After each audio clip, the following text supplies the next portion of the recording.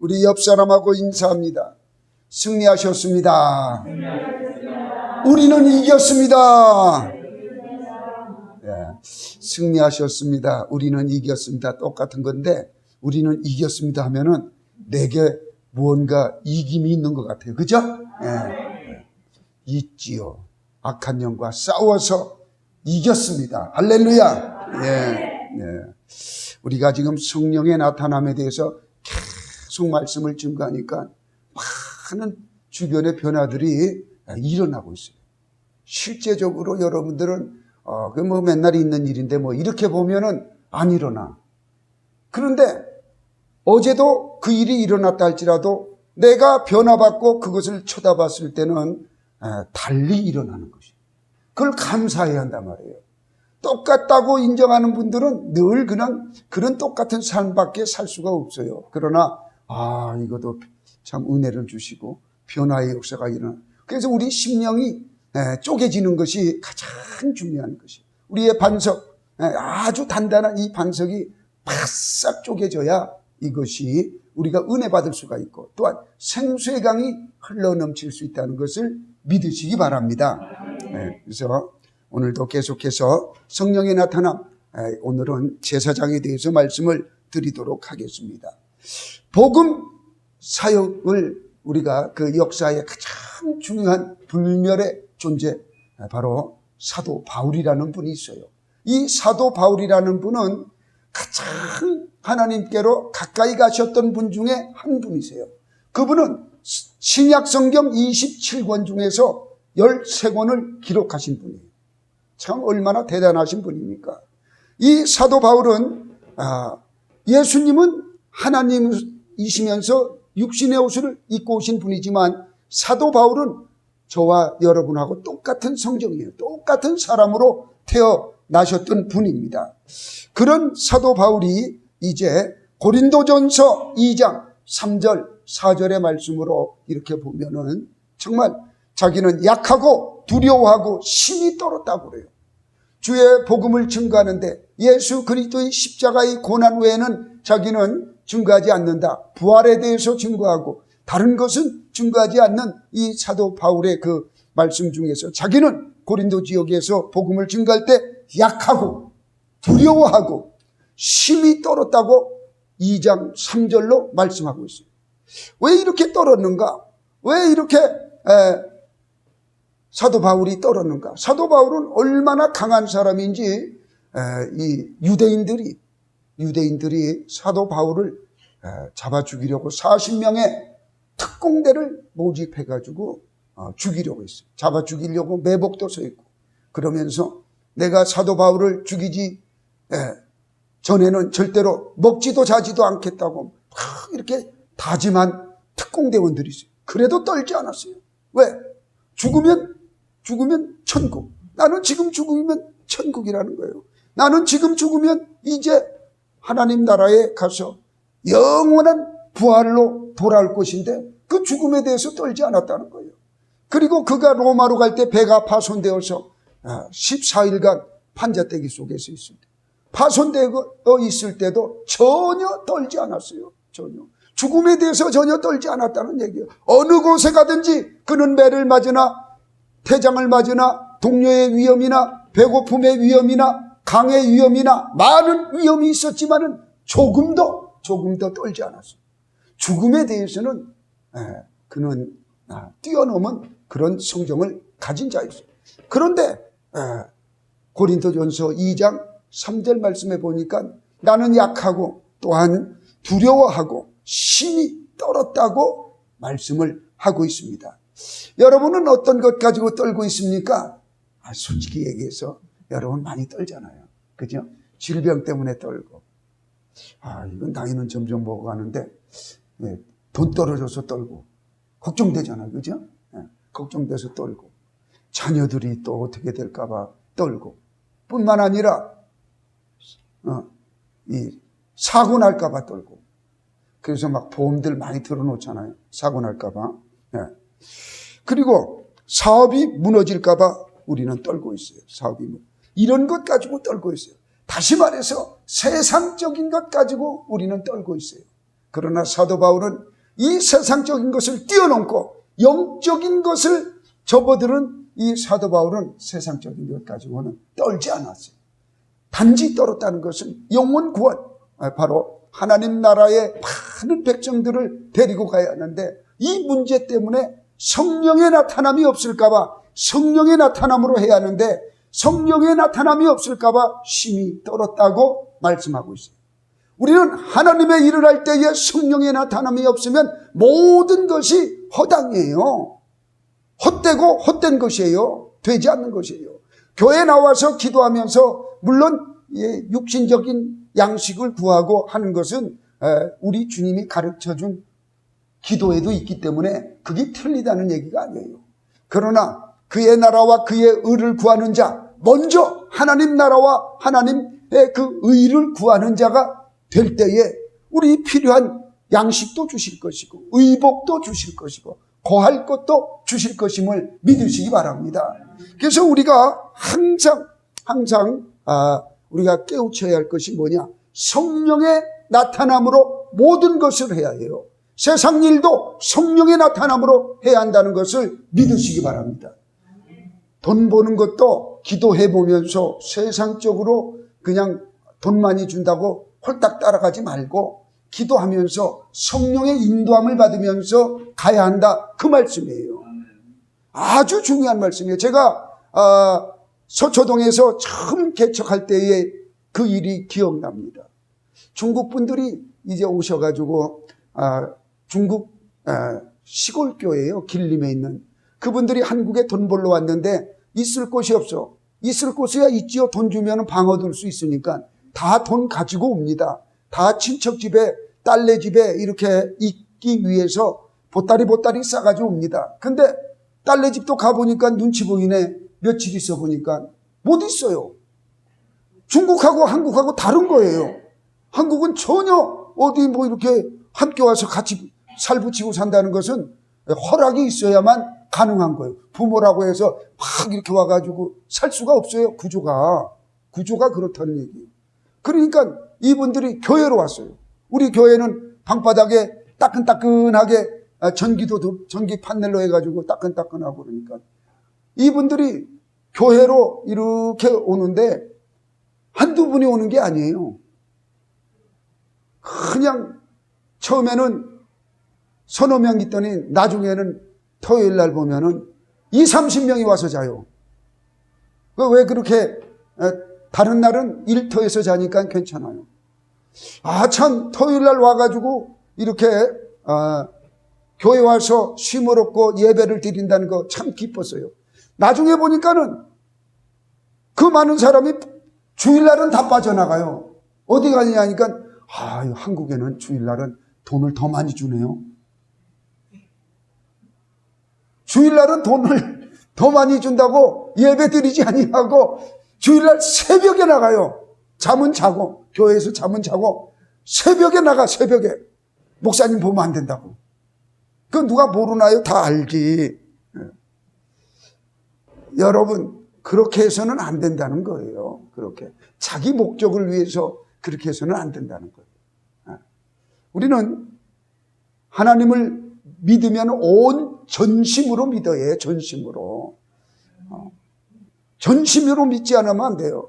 그래서 그 비교를 한번 해봤는데 어떤 분은 막 이게 욕을 많이 하는가 봐요. 예수를 믿으면서도 막 거가면 한국 사람은 중국 사람을 무시한다 해가지고 지면 안 된다고. 우리는 나라가 큰 나라에서 왔는데 그래가지고 막 뭐 시키면은 쌈박질을 그리 잘한대요.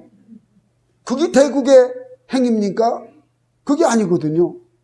그러니까 한 달도 못해서 쫓겨오고 또 보따리 싸가지고 또 와요. 취직되면 그 사람은 꼭 보따리 들고 나가요.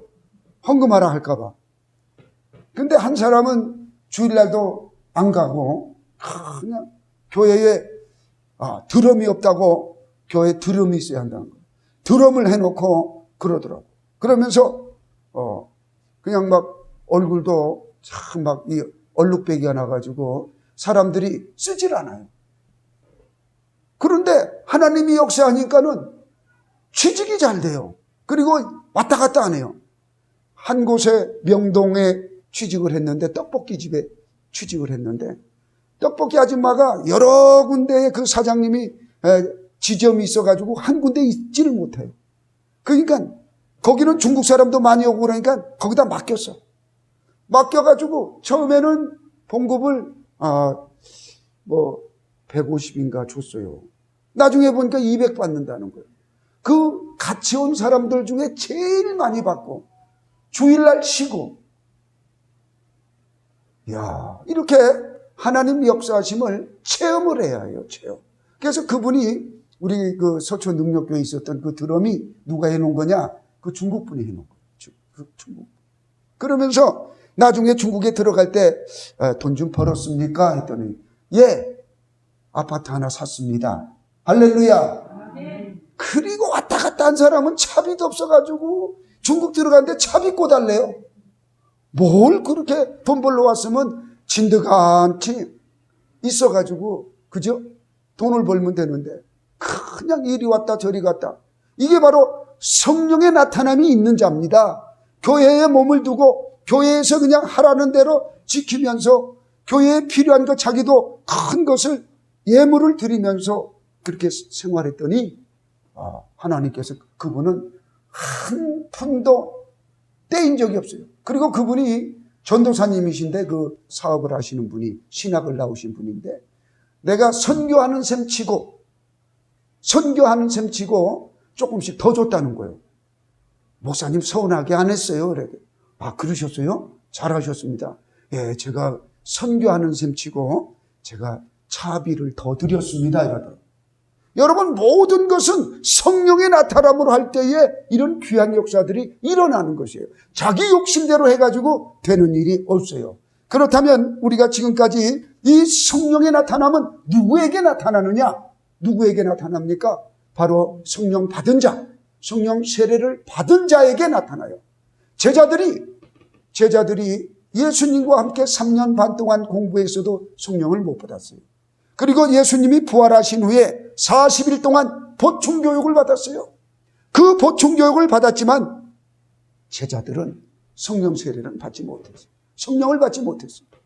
물론 우리 주님이 가셔야 오실 성령이시지요. 그래서 우리 주님께서 승천하시기 전에 이제 제자들을 모아놓고 감람산에서 이야기를 합니다. 너희들은 예루살렘을 떠나지 말고, 사도행전 1장 4절의 말씀이에요.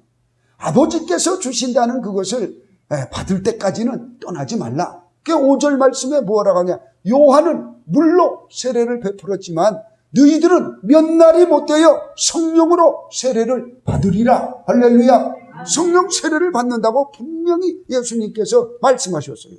이렇게 말씀하셨어요. 그러면서 그들이 이제 기도할 때 성령 세례를 받았어요. 뒤에 다시 말씀을 드리겠습니다. 이렇게 해서 이 제자들은 이 성령 세례를 받게 됩니다. 그렇다면 우리는 이 주님의 유언의 말씀을 다 받아요. 여기 계신 분들은 성령은 다 받으신 분들이에요. 성령은 다 받았지만 성령 세례는 안 받은 분도 있단 말이에요. 열심히 우리가 무엇이든지 하나님과 함께하고 대화하고 이게 얼마나 기쁜 일입니까? 그래서 우리의 영적 주소가 어디에 머물러 있어야 하느냐? 사도 바울로 보면은 사도 바울의 영적 주소는 다소에서 태어났어요. 다소에서는 믿지 않았다는 얘기요. 두 번째로 그 다메섹에서 예수님을 만나십니다. 그리고 세 번째로 바로 다메섹 안에 들어가서 직가에서 성령 세례를 받아요. 성령 세례를 직가에서 받게 됩니다.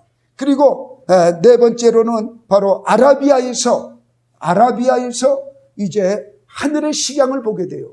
3,000층에 가가지고 3층천에 가가지고 하늘의 식양을 봐요. 모세가 성경을 기록한 그 내용을 똑같이 보고 돼요. 그래서 믿음으로 구원받는다. 이신득의를 깨닫게 됩니다.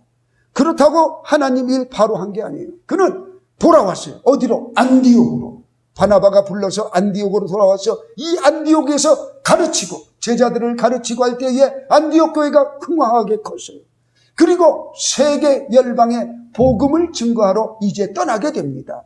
이렇게 우리의 영적 주소는 어디까지 와야 하느냐? 안디옥까지 와야 하는 것이에요. 성령 세례받는 데까지 오면은 안 되는 거예요. 그것을 뛰어넘어서 나도 하나님의 말씀을 깨닫고, 그죠? 이렇게 하나님의 말씀을 받을 줄 알아요. 받을 줄. 이렇게 또 세계 열방에 복음을 증거하는 자, 영혼을 구원하는 자가 돼요. 우리의 영적 주소가 여기까지 와야 한다는 말씀이에요. 그리고 세 번째는 쪼개진 반석. 이스라엘 백성들이 물이 없어서 아주 갈급했을 때에 우리를 죽이려 하느냐, 원망 불평할 때에 모세가 하나님이 지시하는 반석으로 가서 그 반석을 치매 생수가 흘러나왔어요. 그 반석은 예수 그리스도라고 말씀하고 있어요. 그러니까 우리는 예수를 믿으니까 우리 안에 반석이 있어요. 이 반석이 깨어져야 해요. 완전히 깨어져야 생수가 솟아 올라오는 것이에요. 깨어지지 아니하면 이 반석이 나를 콱 눌러. 이 반석은 자아예요, 자아. 내 뜻, 내 의지, 내 견해. 아주 못된 거지요. 하나님을 믿는 자는 내 뜻 가지고 살아가면 안 돼요. 하나님 뜻대로 살아가야지. 하나님 의지대로 살아가야지.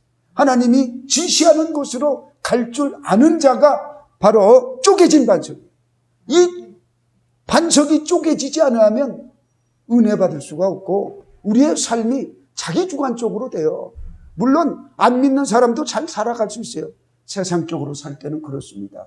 그러나 우리는 영적으로 살아가는 자입니다. 영의 기쁨을 얻고 없어도 기쁨이 있고 있으면 더욱 기쁨이 있고 이렇게 영적으로 살아가는 자인데 영적 기쁨이 없어요. 메말라 있어요. 이것은 바로 자아가 깨어지지 않았기 때문에 그렇다는 거예요. 교회 나오면 뭐합니까? 욕심이 가득한데 교회 나오면 뭐합니까? 영혼 구원도 못하는데 영혼 구원에 욕심이 있어야 하고 영혼 구원에 불타야 하는 것이에요. 이게 쪼개진 반석이에요. 라마나요, 내가 가는 곳에는 여러분이 가는 곳에는 여러분의 성령이 가지셨으니까 여러분의 가는 곳에는 보호하는 영이 천막이 탁 쳐지는 거예요. 그냥.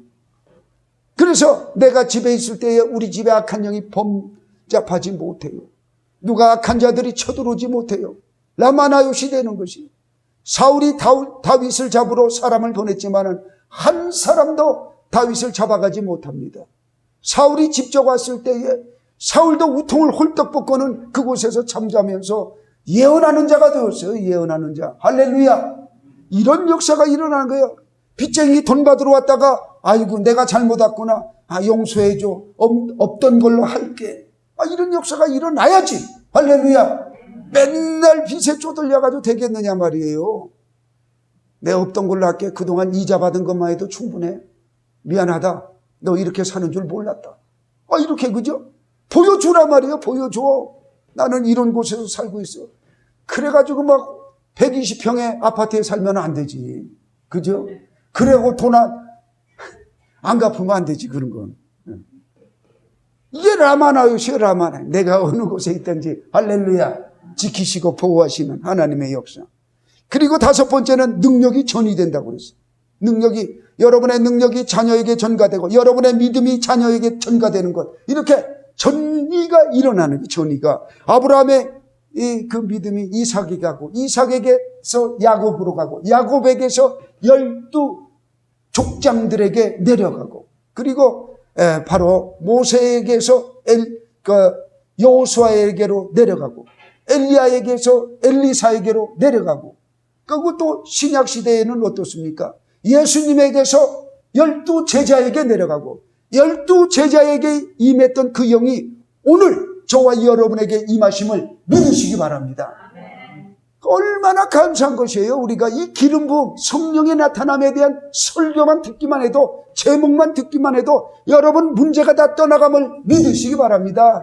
그게 축복이에요. 다른 게 축복이 아닙니다. 놀라운 기적의 역사들이 일어나는 것이에요. 그래서 우리가 이 성령의 나타남 이 말씀을 들을 때에 기쁨이 넘치게 여러분 심령을 열어 놓으시기 바랍니다.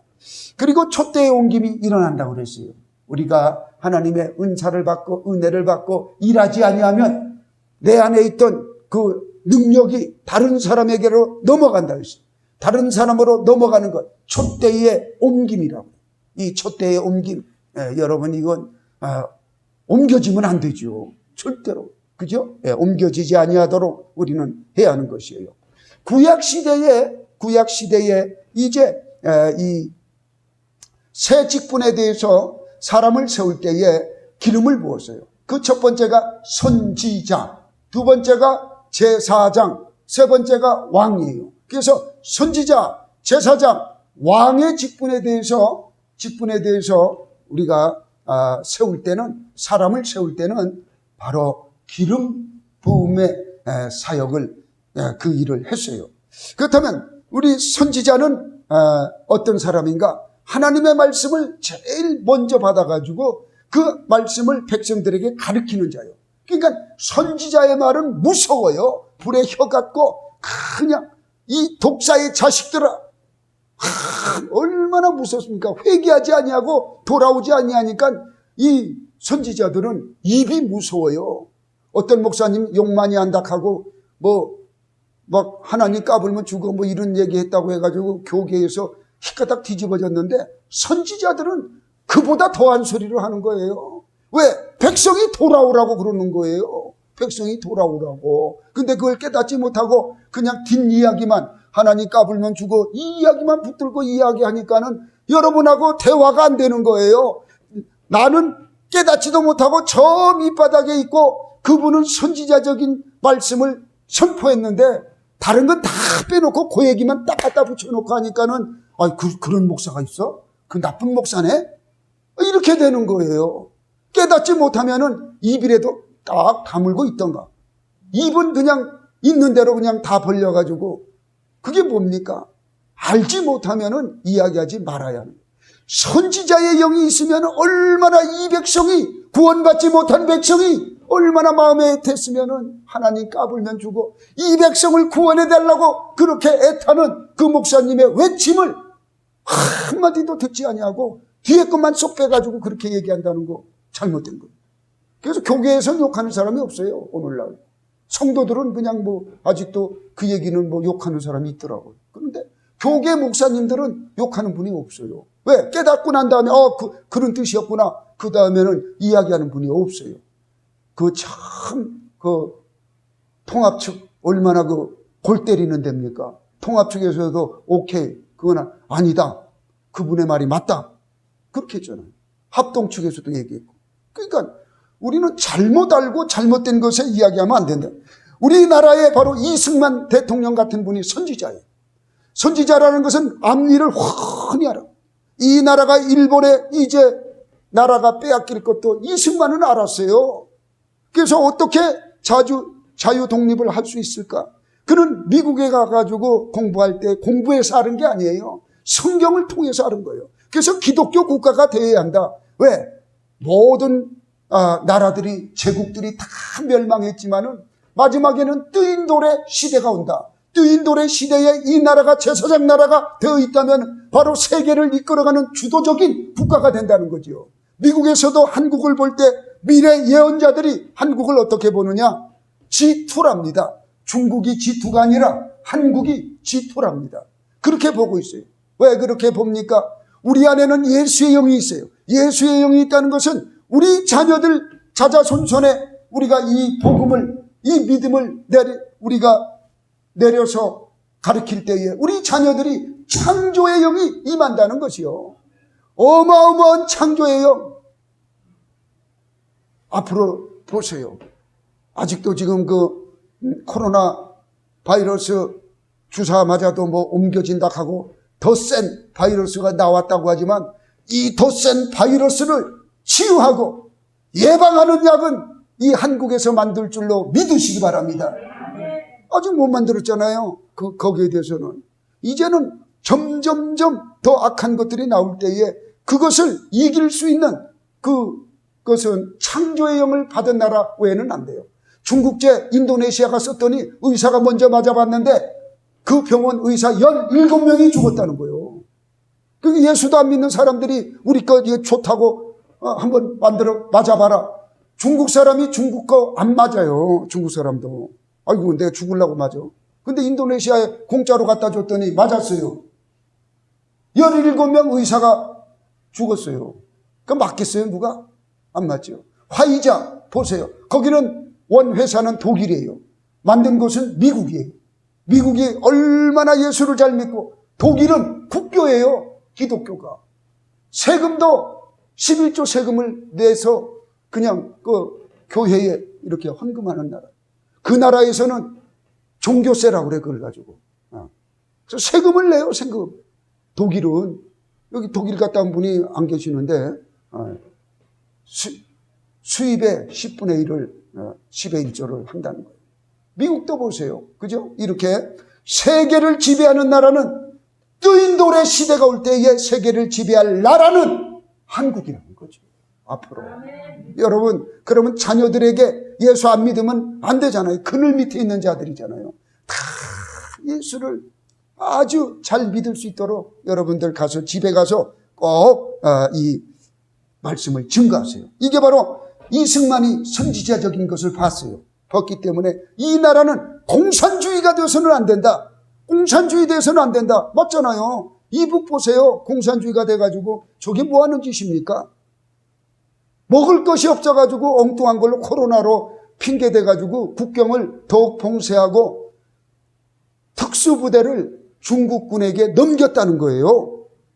중국이 위협받을 때 우리가 가서 싸워주겠다. 한미동맹과 조중연맹 똑같은 거예요. 지금 그렇게 하겠다고 지금 나서고 있어요. 참 사람들이 이상하게 변하고 있어요. 그 나라가. 안 되는 길로만 가고 있다는 얘기예요. 그래서 도와주면 안 돼요. 지금 도와줄 때가 아니에요. 안 되는 길로만 자꾸 갈 때는 다 뺏어야 있는 거. 그래야 망해도 아주 바싹 망해야 비빌 언덕이 없어야 하나님 찾지. 슬그머니 돈 땅 어디 감춰놓고 그 사람 변화가 없어요. 하나님 찾지도 않아요. 입으로만 찾아요. 절대로 변화가 없어요. 그런 사람들. 아주 바싹 깨져. 사업도 완전히 망한 사람이 일어나죠. 뒤에 돈 5몇 장 감춰놓은 사업가는 못 일어나요. 그거 그냥 발라먹는 재미로 살기 때문에 못 일어나요.